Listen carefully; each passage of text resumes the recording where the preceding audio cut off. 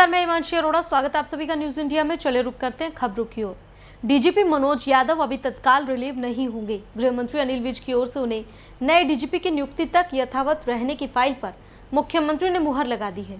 अब यादव प्रदेश से तभी रिलीव होकर आईबी में जाएंगे जब नया डीजीपी मिलेगा। इधर नए डीजीपी के लिए पैनल बनाया जा रहा है। बता दें कि 22 जून को डीजीपी यादव ने एसीएस होम राजीव अरोड़ा को पत्र लिखकर उन्हें रिलीव करने की इच्छा जताई थी। फरीदाबाद में ग्रीवेंस कमेटी की बैठक लेने पहुंचे उप मुख्यमंत्री दुष्यंत चौटाला ने लोगों की शिकायतों पर गौर किया। इस दौरान लगभग सभी मामलों का निपटान किया गया। सिर्फ 2 मामलों को अगली बैठक के लिए छोड़ दिया गया। वहीं इस मौके पर डिप्टी सीएम दुष्यंत चौटाला ने कहा कि ना तो एमएसपी बंद हुई है और ना ही मंडियां। किसानों को अपनी फसल का पूरा दाम मिल रहा है। हमारी सरकार चाहती है कि किसान आधुनिक खेती करे और उन्हें उनकी उपज का बेहतर दाम मिले। कमेटी की हमारी पेंडिंग मीटिंग थी, कोविड की सेकेंड वेव के कारण पीछे नहीं हो पाई, उसको आज कंक्लूड किया है। 16 एजेंडा थे, 4-5 प्रार्थी और आए और एक केस जो बहुत लंबे समय से पेंडिंग था उसके ऊपर जो हमारे एमसीएफ कमिश्नर हैं गरिमा मित्तल, उनकी टीम बनाई गई है। क्योंकि रिसेंटली एक ऐसा मामला गुड़गांव का भी आया, क्योंकि वो सोसाइटी हरियाणा में रजिस्टर नहीं है, उसकी एक डिटेल रिपोर्ट वो कमेटी को सबमिट करे। अधिकतम एजेंडाज जो पेंडिंग रहे थे पीछे भी, उनको भी रिजॉल्व कराया गया है।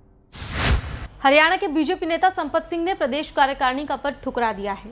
उन्होंने बीजेपी प्रदेश अध्यक्ष को चिट्ठी लिखकर पदभार ग्रहण करने से मना कर दिया है। वहीं ट्वीट के जरिए ये जानकारी भी दी है। बता दें कि हरियाणा के पूर्व वित्त मंत्री संपत सिंह को बीजेपी ने हाल ही में प्रदेश कार्यकारिणी में सदस्य बनाया था। संपत सिंह ने अब प्रदेश कार्यकारिणी का सदस्य बनने से इनकार कर दिया है। उन्होंने पत्र में लिखा कि प्रदेश में किसानों का प्रदर्शन पिछले 7 महीनों से जारी है। इस दौरान बीजेपी और जेजेपी के नेताओं के खिलाफ भी कई बार प्रदर्शन उग्र हो चुका है। ऐसे में बंद कमरे में राजनीति संभव नहीं है। दिल्ली में एक सोशल मीडिया इन्फ्लुएंसर ने सुसाइड कर लिया है। उनका नाम हिमांशी गांधी था। जानकारी के अनुसार हिमांशी ने सिग्नेचर ब्रिज से कूदकर सुसाइड की। उनकी फेसबुक और यूट्यूब पर उनकी अच्छी खासी फॉलोइंग थी। सोशल मुद्दों पर लगातार वो पोस्ट करती रहती थी। बताया जा रहा है कि हिमांशी 24 जून से लापता थी। उनके परिवार ने इसकी शिकायत पुलिस में दर्ज करवाई थी। लापता होने के एक दिन बाद यानी कि 25 जून को उनका शव यमुना नदी में मिला। पुलिस को इस मामले में एक सीसीटीवी फुटेज मिला है, जिसके आधार पर पुलिस इस मामले को सुसाइड बता रही है। हालांकि परिवार को शक है कि हिमांशी की मौत के पीछे कोई गहरी साजिश है, क्योंकि वो ऐसा कदम नहीं उठा सकती। रिपोर्ट के मुताबिक पुलिस को इस मामले में पोस्टमार्टम रिपोर्ट का इंतजार है। इसके साथ ही पुलिस हिमांशी के पर्स और मोबाइल की तलाश कर रही है। हरियाणा की फेमस डांसर और सिंगर सपना चौधरी इन दिनों अपनी प्रेगनेंसी को लेकर फिर से चर्चाओं में बनी हुई हैं। कुछ दिनों पहले सपना चौधरी की बेबी बम्प के साथ एक तस्वीर शेयर की गई थी, जिसके बाद से ये लगातार कयास लगाए जा रहे हैं कि सपना दोबारा मां बनने वाली हैं। इस खबर पर सपना चौधरी ने खुलासा किया है। सपना ने कहा, मैं जानती हूँ कि मेरे फैंस मुझे बहुत प्यार करते हैं, इसलिए मीडिया उन्हें मेरे बारे में ज़्यादा से ज़्यादा बताना चाहता है, लेकिन मेरी प्रेगनेंसी की जो खबरें सामने आ रही हैं वो सही नहीं है। सपना ने कहा, मैं फिलहाल सिर्फ अपने काम पर फोकस कर रही हूँ। अभी 5 साल तक दूसरे बच्चे की कोई प्लानिंग नहीं है। इसके साथ ही सपना ने हंसते हुए कहा कि इस बार मैं एक नहीं बल्कि जुड़वा बच्चे की प्लानिंग करूंगी।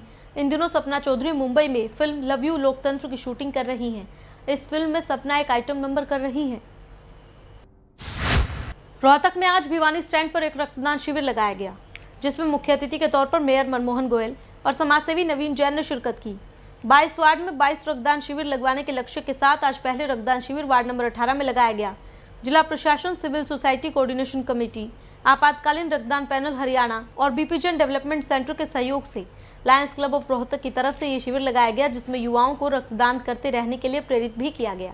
22 वार्ड 22 रक्तदान शिविर का ज्वाइंट ऑपरेशन है ये लायंस क्लब और ये 22 वार्ड 22 शिविर वाले जो ये काम कर रहे हैं। स्पेशली लायंस क्लब जो है समाज सेवा के बहुत सारे काम करती रहती है और इन्होंने हर समय इस कोरोना काल में भी बहुत ज़्यादा सहयोग दिया है समाज का, और मैं इनको बधाई देना चाहूँगा और कहना चाहूँगा कि ये आगे भी ऐसे समाज सेवा के काम करते रहें। आज का रक्तदान शिविर का आयोजन लायंस क्लब आस्था की तरफ से किया जा रहा है, जिसके मुख्य अतिथि हमारे बड़े भाई जो कि हर रक्तदान शिविर में पहुंचते हैं, नवीन जैन जी हैं मुख्य अतिथि के रूप में, और विजय पुनीत सांडिल्य जी जो आज आगाज़ कर रहे हैं कि 22 वार्ड शहर के हैं नगर निगम के, उसमें एक दिन छोड़ के एक दिन 22 के 22 वार्डों में कैंप लगाने का जिम्मा इन्होंने उठाया। जेपी गौड़ ने, पुनी शांडिल्य जी ने, अजय गुप्ता जी खड़े हैं, सारे जितने अपना प्रवीण जैन जी जो क्लब के प्रधान हैं और सुभाष गुप्ता जी, सभी ने मिलकर ये निर्णय लिया कि पीजीआई की कमी को हम क्लब के माध्यम से, नवीन जैन जी के माध्यम से और सभी सामाजिक लोगों के माध्यम से तो कमी को पूरा करेंगे। मैं आप सभी का बहुत बहुत धन्यवादी हूँ, स्पेशली आदरणीय मुख्य अतिथि श्री नवीन जैन जी का, श्री देवेंद्र चहल जी का, और जिन्होंने हमें यह सहयोग दिया कि हम रक्तदान शिविर आयोजित कर सके। और 22 वार्ड कमेटी का जो रक्तदान शिविर है आज वो पहला है और उसका पहला शिविर लगाने का मौका भी हमारी संस्था को मिला, इसलिए 22 वार्ड कमेटी को भी हमारा बहुत बहुत धन्यवाद। रिटोली के पास टूटी जेएलएन नहर का कटाव सोमवार रात तक भी बंद नहीं हो पाया। फिलहाल सिंचाई विभाग ने सोनीपत के खोबड़ू हेड से जेएलएन नहर का पानी भालोट सब ब्रांच नहर में डाइवर्ट कर दिया है, लेकिन रोहतक तक जेएलएन नहर में अभी चल रहा पानी का लेवल कम होने में 20 घंटे के करीब लगेंगे। इसी वजह से अभी माना जा रहा है कि जेएलएन के कटाव को पाटने में मंगलवार शाम तक का समय लगेगा। फिलहाल नहर टूटने से पटरी में 125 फीट चौड़ा कटाव हो गया है। प्रशासन की ओर से आला अधिकारियों, जिसमें डीसी, एसपी और अन्य बड़े अधिकारी शामिल रहे, उन्होंने मौके पर पहुंचकर स्थिति का जायजा लिया। प्रशासन की ओर से नहर की पटरी पाटने के लिए 30 कर्मचारियों को 24 घंटे के लिए तैनात किया गया है। इसके अलावा मिट्टी डालने के लिए 20 डंपर, 5 पोकलेन मशीन और 4 जेसीबी को लगाया गया है। फिलहाल सबसे बड़ी चुनौती नहर की दरार पाटने में 125 चौड़े कटाव के मुहाने पर 25 फीट गहरा गड्ढा बनने से आ रही है। ऐसे में इंतजामों को नहर में अभी पानी का प्रवाह और कटाव की चौड़ाई और मुहाने पर बना गड्ढा दे रहा है। उन्होंने डिपार्टमेंट को सूचित कर दिया, अगर जी हमारे खेतों में ना पानी का लीकेज हो गई है और पानी नहर के अंदर बहुत ज्यादा चल रहा था, वो प्रेशर से निकलता हुआ बहुत ज्यादा कटाव के साथ पूरा पानी खुल गया और खुलने से खेतों में चला गया और चलने के बाद में करीब 5 से 6 फुट रेगा खेत में चला गया और धान की जो फसल के लिए जो तैयार कर रखी थी काफी वो भी नष्ट होगी और खेतों में करीब 8 से 10 एकड़ में पूरे का पूरा 3 से 4 फुट रेत निकल गया। ये करीब 20 डंपर के आसपास चल रहे हैं और 5 से 6 पोकलेन चल रही है, कुछ जेसीबी लग रही है। रोहतक में अनुसूचित जाति जनजाति कल्याण संघ के कर्मचारी पीजीआई पहुंचे और निदेशक और कुलपति से हरियाणा सरकार की रिजर्वेशन पॉलिसी को लागू करने के लिए मुलाकात की। इस दौरान कर्मचारियों ने वीसी से अनुरोध किया कि सिस्टम के अनुसार प्रमोशन की जाए। अगर जल्द से जल्द मांगे नहीं मानी गई तो सरकार के आदेश की अवहेलना होगी और आदेशों को लागू करवाने के लिए हमें सड़कों पर आकर धरना देना होगा, जिसके लिए पीजीआई प्रशासन ही जिम्मेदार होगा। स्पष्ट शब्दों में कहा कि भाई 4 मई 2018 के तहत क्लास 3 क्लास 4 को प्रमोशन में आरक्षण जारी है, रोस्टर पॉइंट जारी है।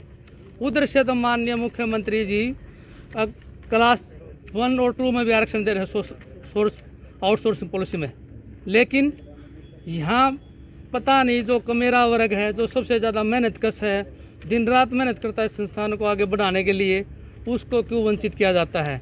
इससे पहले डिप्टी सुपरिटेंडेंट के पद पर पदोन्नति हुई है, उसमें भी हमारा जो 20% रिप्रेजेंटेशन है वो पूरी नहीं हुई।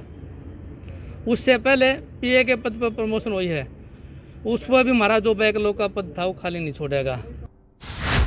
रोहतक पुलिस ने अवैध शराब की तस्करी करने वालों के खिलाफ कार्रवाई करते हुए शराब से भरी गाड़ी को बरामद किया है। गाड़ी से देसी 4788 बोतल अवैध शराब बरामद हुई है। प्रभारी थाना स्थापना निरीक्षक राजेंद्र ने बताया कि चौकी इंचार्ज अशोक कुमार के नेतृत्व में पुलिस टीम गश्त पर थी। गश्त के दौरान सूचना मिली कि शराब से भरी गाड़ी को नयाबास गांव में छुपाकर खड़ा किया गया है। सूचना पर तुरंत कार्रवाई करते हुए गांव नयाबास बाईपास के पास तिरपाल से कवर खड़ी गाड़ी के पास पहुंची गाड़ी के बारे में आसपास से पता किया गया। नियमानुसार गाड़ी की तलाशी लेने पर गाड़ी से 399 पेटी अलग अलग मार्कों की शराब बरामद हुई, जो कि कुल 4788 बोतल है। फिलहाल पुलिस आरोपी को गिरफ्तार करने के निरंतर प्रयास कर रही है। सूचना मिलने पर मैं अपनी टीम सहित वहां पहुंचा और गाड़ी वहां खाली प्लाट थे, पंचायती ज़मीन वहां पर खड़ी हुई मिली। गाड़ी देखी तो उसमें शराब भरी हुई थी। एक्साइज इंस्पेक्टर की मौजूदगी में शराब की चेकिंग शुरू की गई तो 399 पेटी शराब मिली उसमें। अभी तो महेश वासी इस महिला का नाम सामने आया है, बाकी महेश के बारे में और गाड़ी मालिक के बारे में पता करके पूर्ण कार्रवाई गहनता से तफ्तीश की जाएगी। फिलहाल इस बुलेटिन में इतना ही, लेकिन बाकी की तमाम खबरों के लिए आप देखते रहे न्यूज़ इंडिया। नमस्कार।